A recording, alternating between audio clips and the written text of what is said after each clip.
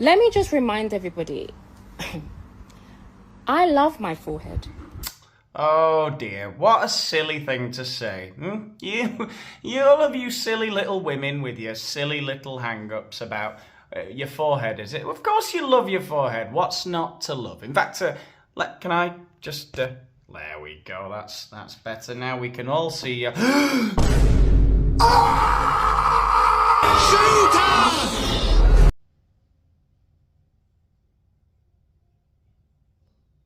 You've committed a hate crime. Who's Daniel Boland?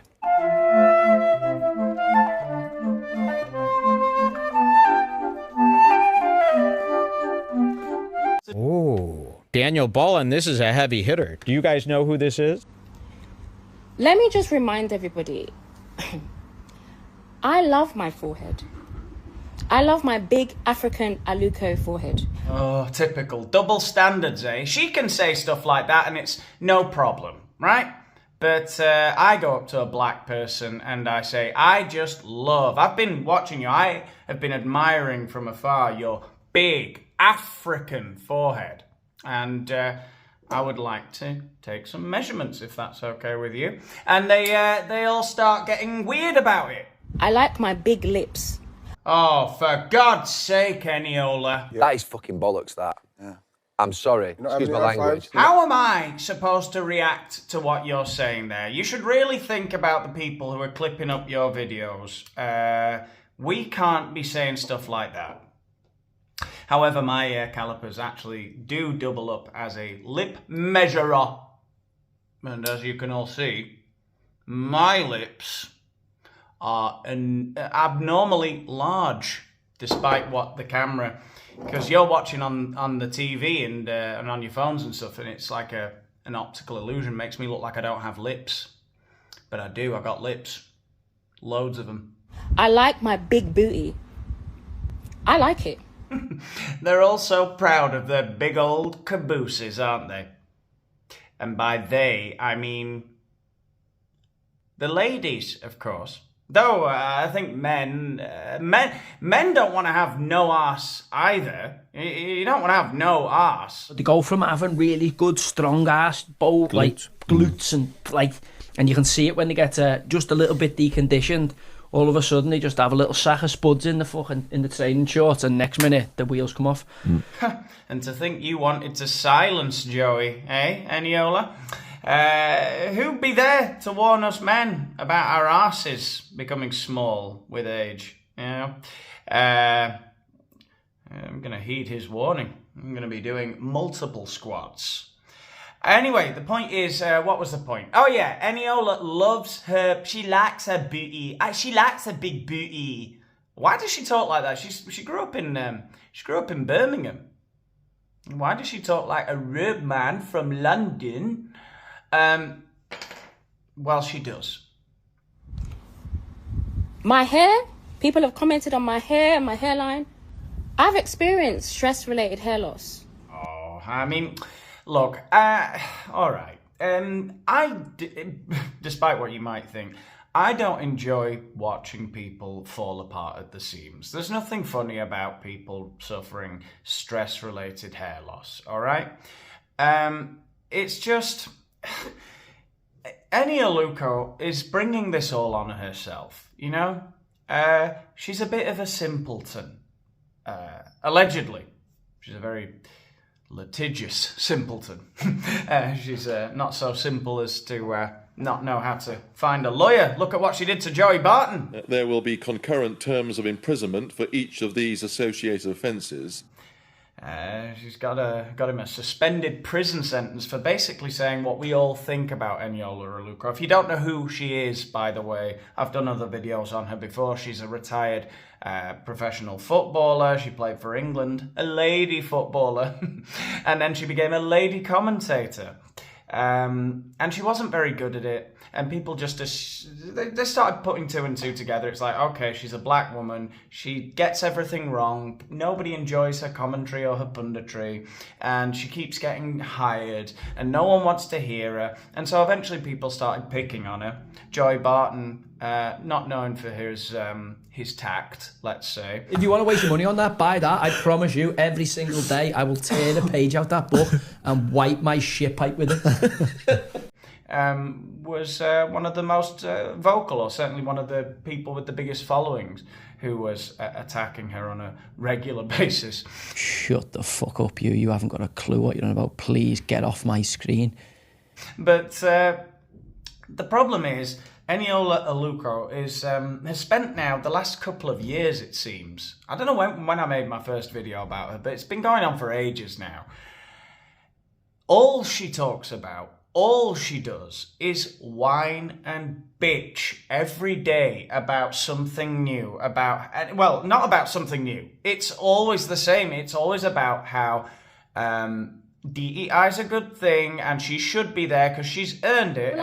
But I've earned it. I've earned everything I've got. And then it's like, well, then why do you want DEI if you've earned it? I don't want anyone to give me a job because of a quota. Let's get rid of the quotas now. Listen, I would be worried about that. And we just go round and round in circles with her, and she's too thick to understand what she's saying. Andrew Gold sat down with her, friend of the show, Andrew Gold. He actually, by the way, backs up everything I say from now on, Andrew Gold. He said that to me. Andrew Gold had her on his podcast and sat her down for an hour and a half or however long it was. And it was just round and round and round. He eventually said at some point, I don't think we're getting anywhere. I don't want to. We're going in circles. We're going in circles. It was just, it's impossible to get through to this woman. And her hair's falling out and her career's over. And it's all her fault and she can't understand it. And, well, that's about it, basically. There's no doubt about that. I've had a very stressful 2 years. And anyway, as though all of the stress and humiliation weren't enough for her, she's back doing the rounds again on all of the podcasts. She's starting beefs, one-sided, totally unilateral battles with people like Arsenal legend Ian Wright. I fully expected Ian to use his influence to keep me in the game. I'm in the middle of a court case where I've been attacked repeatedly when I'm on ITV. ITV at the end of the men's Euros came to me and said, we can't extend your contract. ITV at the end of the men's Euros came to me and said, we can't extend your contract. The timing of this is terrible because I'm going through a difficult time. I'm going through a difficult time.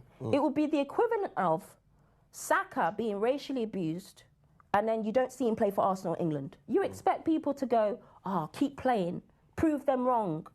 I didn't have that. When that happened, I met with Ian's agent and I said, listen, this is it would be the equivalent of Saka being racially abused and then you don't see him play for Arsenal or England. You expect people to go, keep playing, prove them wrong. No, I'm sorry, Eniola. That analogy just won't do, I'm afraid. So, in case some of you are confused, she's comparing when she got her contract cancelled, or when they didn't renew her contract on ITV, when she was in the middle of her online beef with Joey Barton. She's comparing that to when Bukayo Saka, one of England's star players, one of Arsenal's star players, got racially abused by some random foreign accounts following a penalty miss in the Euros final in 2021. As though it would be the same if, Arsenal manager Mikel Arteta or Gareth Southgate of England at the time had gone to Bukayo. If they had gone to him after the racial abuse from these Russian bots, if they had gone to Bukayo Saka and said, I'm sorry, I can't play you. We can't have bots calling you a monkey and then just let you wear the England shirt. That wouldn't align with our values. Arsenal Football Club isn't known for having players that get abused by Russian bots. If they think that about you, then we just, maybe they're right, maybe they're wrong. We don't want to know. We're washing our hands of you, Bukayo.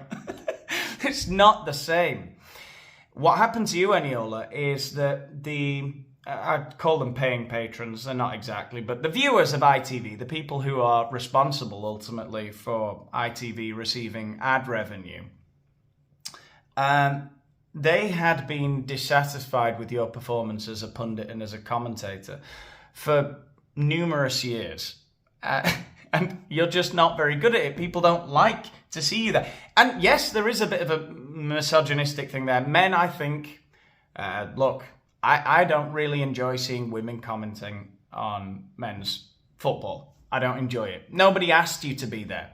We tolerate legends of the game who are shit at it, like Alan Shearer, because he's a legend of the game, of the men's game, the Premier League, the Premier League's all-time top scorer. We'll have him, okay. You know, because we remember watching him. It brings back... Nobody wants Eni Aluko. Nobody wants Jill Scott, but we tolerate her on, the Stick to Football podcast. Because she's nice, you know. I was playing a charity game at the weekend and Marlon Harewood absolutely smashed us. Yeah. He's big, he's guy. Yeah, he was a big old thing on Marlon. I said, no, you have to... What was the game like? Was it...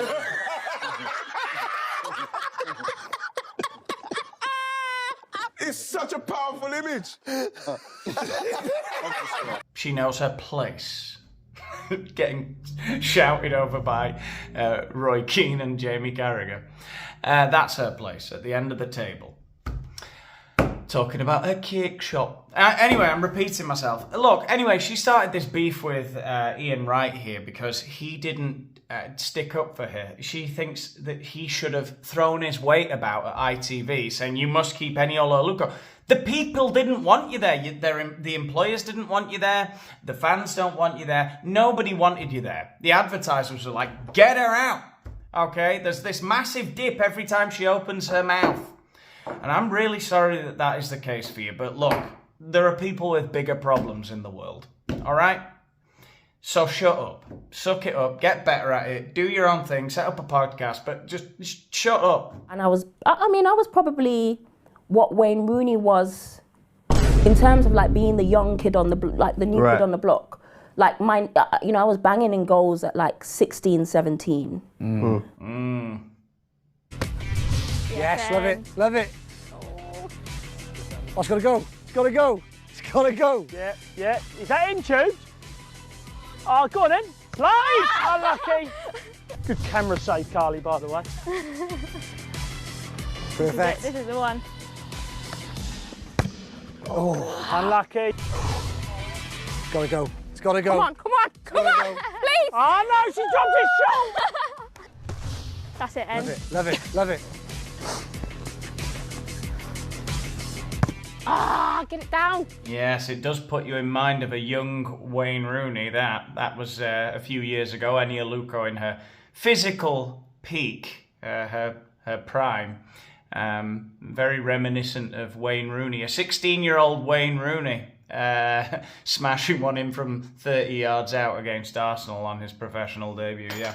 For first team. So I was banging in goals for Birmingham. Then I got a big move to Charlton. Charlton at the time, this is like 2004, 2005, were one of the best teams in the country. Oh yeah, her big move to Charlton. I wonder how much Charlton had to fork out for Eni Aluko, the female Wayne Rooney. I'd imagine, at least... it will have cost him a lot, a set of bibs, perhaps, and coloured cones. A bag of balls, inflated. They probably had to chuck in an electric ball pump to sweeten the deal, I guess. We won't let her go without a fight, Charlton. Where there's a choice, I want to see that level of experience on the main panel for women's football. That's not at the exclusion of...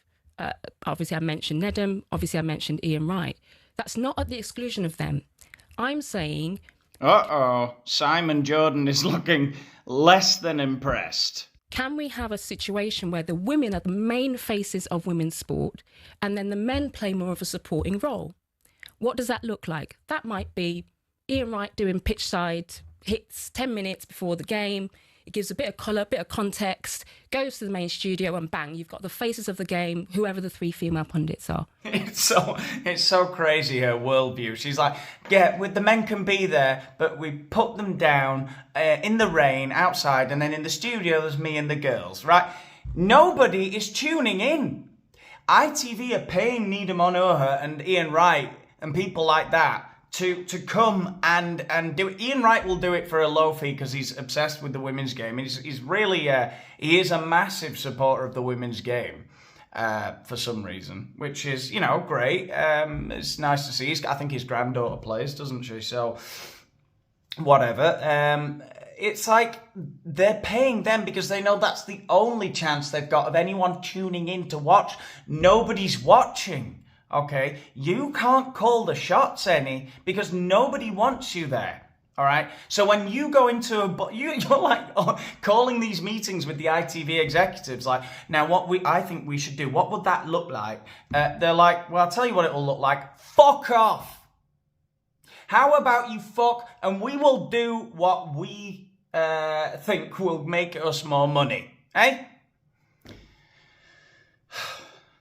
But this. Where are you going with what Eni's saying, Simon? Because I understand what you're saying, Eni. In a high-profile game, correct me if I'm wrong, Eni's saying, well, why not have Wright pitch side or Anua pitch side, the men pitch side, and Eni alongside Karen Carney in studio as a high-profile Not just pundit. me, any or three not women. just you. You know, I want to make that clear because I don't have any skin in the game. The Right? two high-profile women. Yeah. In studio as pundits for that game. I don't think that's particularly controversial. I think women's sport should be patronised and should be championed through women, specifically women's football. I also think the same applies in men's sport. I think that the women's expertise, I think there's nothing wrong with women hosts. It depends what you look for from a pundit. I think we live in a society now where there's far too many people that don't have the experience, don't have the substance, don't have the gravitas, don't know what they're talking about, masquerading as experts. And with due respect to women's involvement in men's football, I think they have zero expertise in men's football. I think they can talk about tactics, but the two games are vastly different. The speed, the scale, the size, the pressure, the expectation, the physicality, they are vastly different games. But you were quite outspoken about Eni yesterday. In conjunction And you were questioning Eni's quality as a pundit. Because in my view, for what my view is worth, I listened to the observations. I've encountered Eni in short form, in long form. We've had a conversation about something to do with the commerciality of football, which I thought Eni talked with no commercial sense. And that's my opinion. She probably disagrees. I've seen her in long form, in podcasts, talking about various things, specifically with Andrew Gold, where she's ideologically aligned with a perspective that over-representation is based upon merit and under-representation is based upon structural racism, and I find that a difficult circle to square. As far as expertise is concerned, when I listen to her as a pundit and the times that I've listened to her, I don't think that she's particularly enlightening or illuminating or engaging or charismatic, or sometimes comes across particularly likeable. But that's my view. I don't think you come across as very competent or particularly likeable, but that's my view.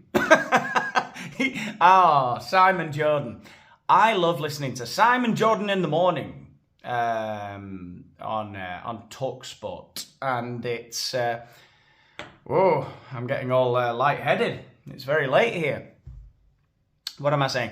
I do love former Crystal Palace owner Simon Jordan, and I like the way he's dealing with Eni Aluko. This is some top commentary here. You won't get this on any other channel. And some people have the same view about me. And my view of punditry is when I listen to a pundit, whoever that pundit might be, whatever they may be, whether it's male, female, black, white, yellow, green, it's, do I learn something from them? Do they engage me? Do I find them interesting and entertaining? And do they merit my attention? It's purely an opinion. I don't happen to be entertained by your big booty and your forehead.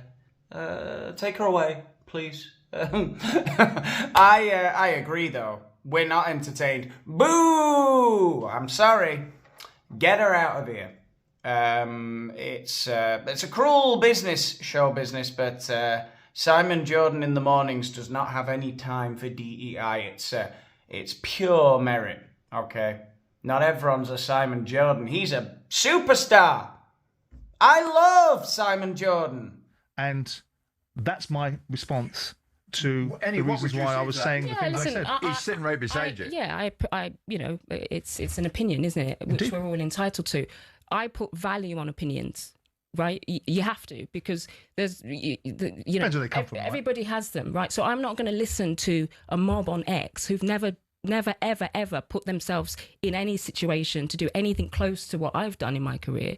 I listen to the professionals, right? I listen to the people who've hired me for the last 11 years around the world, the biggest broadcasters in the world. By default, if I'm working with the people who are considered the brilliant broadcasters, then if I'm in the same team as them, next to them, then by default, I'm considered also a brilliant broadcaster. So I take everything you're saying, but the reality is I've been good enough for 11 years, right? And as I said, I'm the person that will go and seek out feedback for someone to go, I think you're struggling. It's never happened. See, the language that you use, Eni, is, to me, it's steeped in a sense of entitlement. I mean, the sheer weight of the entitlement that you seem to believe that you have would resink the Titanic. I think you've been quite fortuitous. I think because of initiatives like DEI, they've allowed people to be put into positions in the men's game that I don't think they've merited. And now that sort of seeds an attitude that you become a stalwart in the women's game. And I listened to your observations about Ian, and Ian Wright is in the Ian Wright business, has always been. I've known Ian for 25 years, and I have my own views on him. Ian is not in any shape or form obligated to provide any support structure for you or to give you a sense of entitlement. And your position now as a broadcaster will be determined by the value of you. And the fact that people potentially aren't booking you now should give you pause to thought. Thank you so much. I have been waiting for the last 2 years for someone to sit and just be... Andrew Gold tried in his nice way to explain to her for an hour and a half. Simon Jordan's just like, I don't think you're very good, and I think you've been lucky. Frankly, I don't know how you've got as far as you have. He's just tearing it to shreds, but he's not doing... I think he's been cruel to be kind, frankly.